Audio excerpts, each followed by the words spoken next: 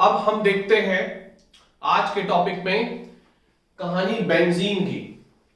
Benzene की कहानी, benzene का स्ट्रक्चर पता होगा बहुत लोगों को, नाम तो सुना होगा, अगर स्ट्रक्चर नहीं पता तो नाम जरूर सुना होगा। बेंजीन कुछ सुना सुना सा लग रहा है। बेंजीन बेसिकली एक ऑर्गेनिक कंपाउंड है, एक एरोमेटिक ऑर्गेनिक कंपाउंड है और एक ऐसा कंपाउंड है जो कि ऑर्गेनिक सॉल्वेंट भी बहुत अच्छा है। जैसे इनऑर्गेनिक सॉल्वेंट में हमारा पानी है, तो ऐसे ही ऑर्गेनिक सॉल्वेंट में हमारा बेंजोइन जो बेंजीन है ये बहुत अच्छा सॉल्वेंट भी है और इससे जुड़े हुए बहुत कंपाउंड्स बनते हैं। ये बेसिकली बोलो कि ये किंग मेकर है, ऑर्गेनिक कंपाउंड्स का किंग मेकर। तो बेंजीन को हम किंग मेकर बोल सकते हैं ऑर्गेनिक कंपाउंड्स का। इसने काफी बड़े बड़े कंपाउंड्स बनाए। बेसिकली इससे जुड़े हुए जो भी फंक्शनल ग्रुप है वो अपना खुद का एक कंपाउंड रखते हैं। अगर बेंजीन से हम COOH डाल दें तो उसको बेंजोइक एसिड बोल देते हैं, CHO डाल दो तो उसमें बेंजल डिहाइड बोल देते हैं। क्लियर? तो यहां पर हम बेंजीन से जुड़े हुए सारे कंपाउंड्स को देखेंगे, लेकिन सबसे पहले हम ये समझते हैं कि बेंजीन बेसिकली आया कहां से, सबसे पहले इसको डिस्कवर्ड कैसे किया, इसका नाम का मतलब क्या है। बेसिकली जो बेंजीन है इसका जो नाम का मतलब है वो है गम बेंजोइन। क्या है? गम बेंजोइन। क्लियर? जिसका बेसिकली मतलब होता है कि गम बेंजोइन से बेंजीन लिया गया है, जिसका बेसिकली मतलब होता है जो कि बेंजोइन रेजिन से आया है, बेंजोइन रेजिन से। क्लियर? जो रेजिन है बेंजोइन के उससे आया है। क्लियर? अब सबसे पहले हम जब बात करते हैं कि बेंजीन को सबसे पहले बनाया किसने, ठीक है, फिर हम इसके स्ट्रक्चर्स पे चर्चा करेंगे। लेकिन सबसे पहले हम देखते हैं कि इसको सबसे पहले निकाले कैसे। पहले आइडेंटिफाई करेंगे कंपाउंड्स को, तब उसके स्ट्रक्चर के बारे में पता करेंगे। जब कंपाउंड हमें मिला ही नहीं तो स्ट्रक्चर कैसे पता करेंगे। क्लियर? समझ में आ रही बात की नहीं? पहले कोई इंसान जन्म लेता है, फिर उसके बाद उसका स्ट्रक्चर डिसाइड होता है ना। तो सबसे पहले क्या बेंजीन की पहले डिस्कवरी हुई होगी। तो डिस्कवरी कैसे हुई, कैसे निकाला उसको, ठीक है। तो सबसे पहले हम देखेंगे जो डिस्कवरी हुई है। अगर हम इसकी डिस्कवरी की बात करें तो आप आश्चर्यचकित हो जाओगे कि एक इंग्लिश फिजिसिस्ट माइकल फैराडे, नाम सुना होगा इनका, माइकल फैराडे ने गैस को इल्यूमिनेट करने के बाद सबसे पहली बार बेंजीन को निकाला था, आइडेंटिफाई किया था। क्लियर हो रही बात की नहीं? तो यहां पर माइकल फैराडे का बहुत बड़ा नाम है बेंजीन के लिए।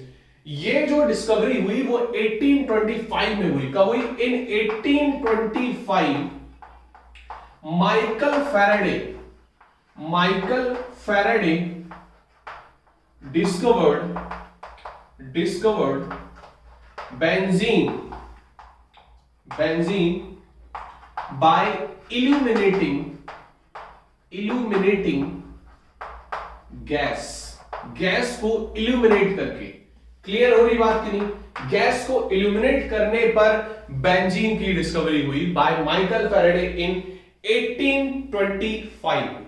इतनी बात समझ में आ रही? इनको पूरा नाम लिख सकते हो। ये एक एक्चुअली में इंग्लिश साइंटिस्ट थे, तो लिख देना ये English scientist Michael Faraday in 1825 discovered benzene by illuminating gas.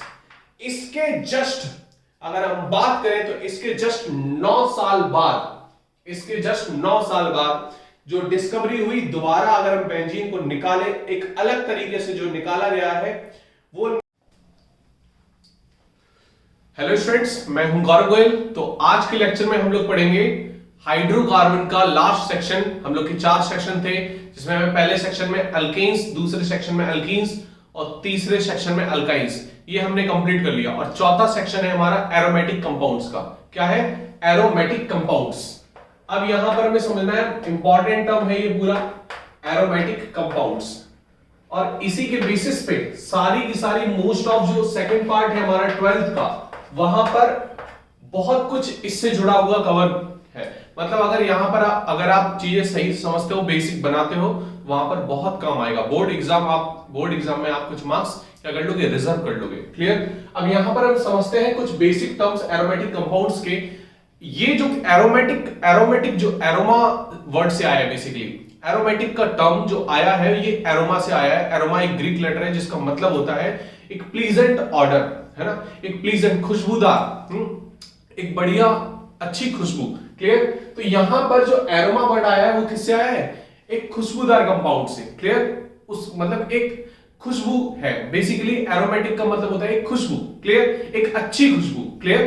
तो यहां पर हम जो वर्ड आया है ये किससे आया है? एरोमा से, जिसका मतलब होता है प्लीजेंट ऑर्डर। क्या होता है? Pleasant order. इतनी बात समझ में आ रही है आपको? क्लियर? अब एरोमेटिक कंपाउंड्स हम पहचानेंगे कैसे? ठीक है, पहचानेंगे कैसे कि ये एरोमेटिक कंपाउंड से? अगर हम प्रैक्टिकली बात करें तो आपके पास कंपाउंड पड़ा हुआ है, आप स्पैचुला में लोगे। स्पैचुला क्या होता है? आप लैब में जब काम करोगे तो जब कोई भी हमें केमिकल निकालना होता है तो एक चम्मच होती है वहां की, तो उसको बोलते हैं हम स्पैचुला। तो स्पैचुला से जब हम निकालेंगे तो उसमें जब कंपाउंड हम रखेंगे और उसको हम बर्न करेंगे तो सूटी फ्लेम अगर दिया उसने, सूट्स निकले। क्लियर? तो उसको हम क्या बोलते हैं? मोस्टली वो हमारे क्या होते हैं? Aromatic compounds. क्या होंगे? एरोमेटिक। क्या देंगे? एक स्वीट ऑर्डर भी देंगे। ठीक है, स्वीट ऑर्डर, है ना, प्लीजेंट स्मेल। क्लियर? इतनी बात समझ में आई? ये हम प्रैक्टिकली ऑब्जर्व करेंगे, लेकिन हमें किताबों में कैसे पता करना है ये एरोमेटिक कंपाउंड्स है? तो एरोमेटिक कंपाउंड्स की कुछ कंडीशंस होती हैं। क्लियर? सबसे पहले वो कंडीशंस को हम पढ़ते हैं। Conditions of aromatic compound. Conditions of aromatic compound. Conditions of aromatic compound. अब यहां पर देखना है आपको, बाकी फिर हम देखते आएंगे सारी इंपॉर्टेंट चीजें। क्लियर? अब देखो, पहली कंडीशन होनी चाहिए कंपाउंड्स के, एरोमेटिक कंपाउंड्स की, कंपाउंड हमारा होने चाहिए साइक्लिक। क्या होने चाहिए? साइक्लिक कंपाउंड होने चाहिए। सबसे पहली condition, compound should be cyclic. Compound should be cyclic, should be cyclic. Clear? तो एरोमेटिक कंपाउंड्स क्या होते हैं? सबसे पहली कंडीशन है साइक्लिक होंगे। दूसरी कंडीशन क्या है इसकी? कंपाउंड्स जो होंगे, जो साइकिल होगी हमारी, उसको पहले समझना है। Compound should be cyclic. अब दूसरा है कंपाउंड्स हैव कंजुगेशन। कंजुगेशन होना चाहिए उसका। कंजुगेशन कैसे? अब देखो यहां पर कंजुगेशन में आपको समझना है। कंजुगेशन में बोल सकते हो अल्टरनेट पाई बॉन्ड्स, बोल सकते हो alternate pi bonds. Clear? Alternate pi bonds. यहां पर कंजुगेशन कई टाइप की हो सकती है। देखो इधर पे कंजुगेशन क्या होगी? कंजुगेशन का मतलब क्या होता है यहां पर आपको समझना है। कंजुगेशन का मतलब एक रिदम बनी होनी चाहिए। रिदम कैसी होनी? देखो यहां पर जैसे लोन पेयर, सिंगल, डबल, एक तो ये कंडीशन होनी चाहिए, लोन पेयर, सिंगल, डबल, इस फॉर्मेट में होनी चाहिए। दूसरा ये लोन पेयर है, समझ जाना इसको, लोन पेयर। क्लियर? दूसरा डबल, सिंगल, डबल मतलब पाई बॉन्ड, सिग्मा बॉन्ड, फिर पाई बॉन्ड, इस तरीके का कंजुगेशन होना चाहिए। तीसरी चीज कि यहां पर क्या हो? Negative charge. क्या हो?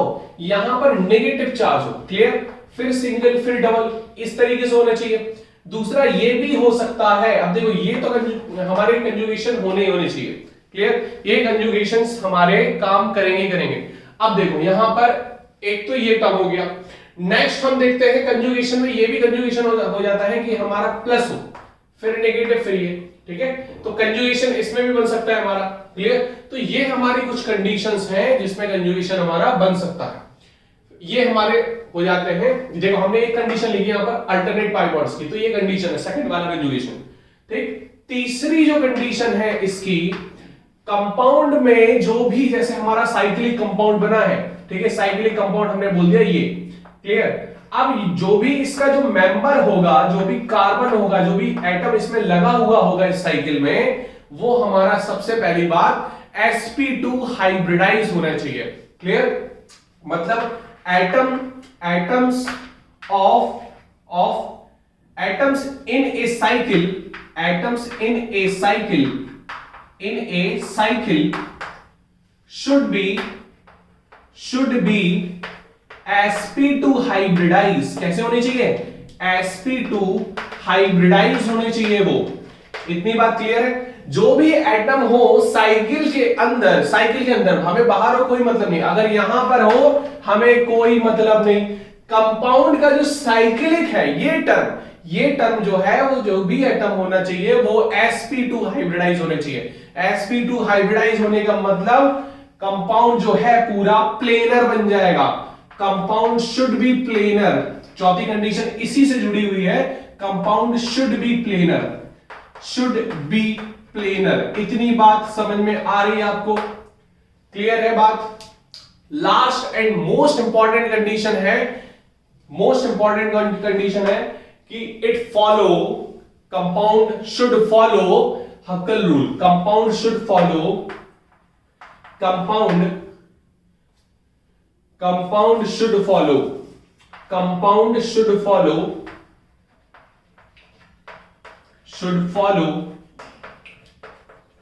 हक्कल rule, हक्कल rule.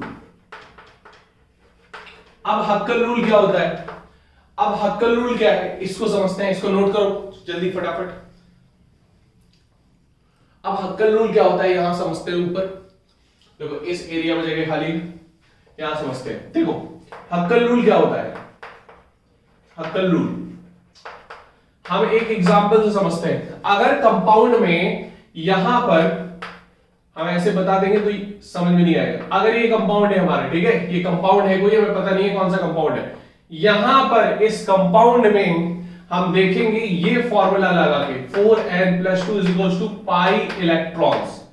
Clear? 4n+2 pi electrons. यहां पर अगर n की वैल्यू इंटीजर आ गई, पॉजिटिव इंटीजर, क्लियर, तो हमारी क्या हो जाएगा? पॉजिटिव इंटीजर आ गई तो फिर हमारा हक्कल रूल फॉलो होगा, पॉजिटिव इंटीजर, और तब एरोमेटिक कंपाउंड कहलाएगा। चौथी कंडीशन, जब ये चारों कंडीशन हमारी हो, पांचवी कंडीशन भी फॉलो हो जाए, तब फिर हमारा एरोमेटिक कंपाउंड कहलाएगा। क्लियर? तो यहां पर समस्या तो है कि ऐसे तो एरोमेटिक का दर्जा नहीं मिल सकता किसी कंपाउंड को। अब यहां पर देखो एक चीज देखो, जैसे हमें इसमें मिलाना है तो 4n+2 पाई इलेक्ट्रॉन्स, तो पाई इलेक्ट्रॉन्स गिनना है आपको। पाई बॉन्ड 3 है, पाई बॉन्ड तो हमारे डबल इलेक्ट्रॉन्स होंगे क्योंकि एक बॉन्ड के लिए 2 इलेक्ट्रॉन लगते हैं। तो कितने हो जाएंगे? 6 इलेक्ट्रॉन। तो 6 इलेक्ट्रॉन हो गए, 2 माइनस कर दोगे आप सीधे सीधे नंबर, तो नंबर माइनस कर दो क्या हो जाएगा? 4n=4 और n इक्वल टू यहां पर आ जाएगा 1।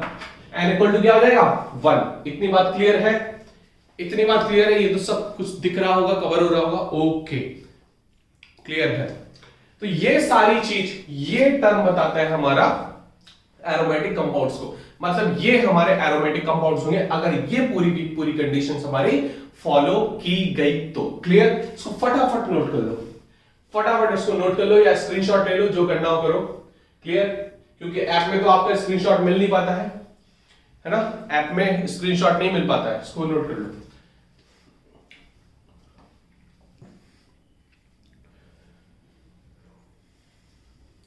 अब हम चलते हैं आगे।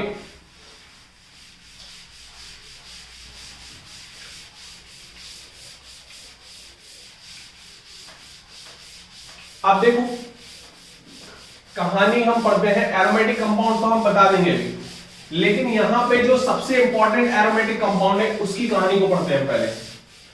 उस पे बहुत सी चीजें हुई थी। सबसे बढ़िया हमारा ऑर्गेनिक सॉल्वेंट्स में इसका नाम दर्ज है, इसको पहले समझते हैं। क्लियर?